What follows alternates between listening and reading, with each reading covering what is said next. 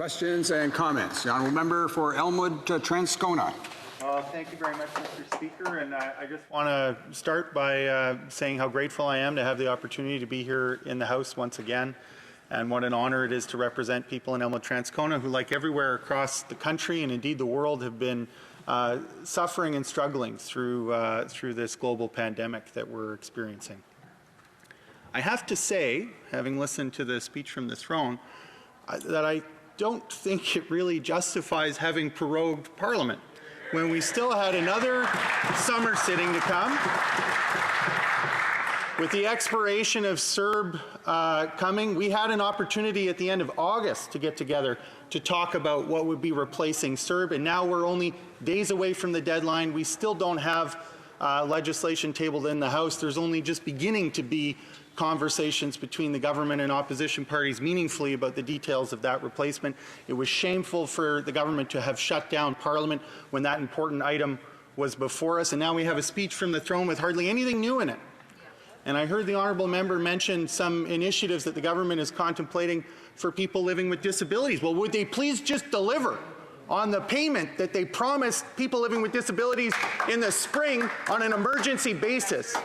And I think frankly, Mr. Speaker, that they need to get that done. And I wonder why it is that people living with disabilities and seniors who've been promised things by this government, another promise, another repeated promise that we've heard again and again about raising the old age supplement for seniors, promised again, but not delivered. Now we have new promises for people living with disabilities who are still waiting on the emergency promise that was made for them in the spring. So when is that payment going to be made? And when are they going to actually deliver on these? Or are we going to be hearing about it in the next speech from the throne?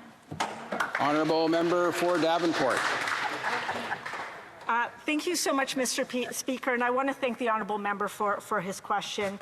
I too am anxious to get to some action, and for me, I'm very proud of the speech from the throne.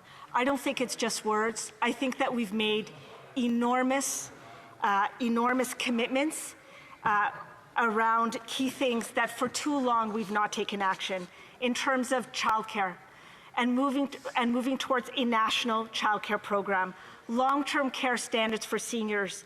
That is something that is much needed, and we're making a firm commitment to that. Moving forward on pharmacare, we know how important that is. Affordable housing, it is a historic promise that we are making around ending, on eliminating chronic homelessness in Canada. I'm very proud of the promises and the actions that we are committing to in this throne speech. I very much look forward to receiving the support from everyone in this House so that we can get going and implementing each of these actions. Thank you.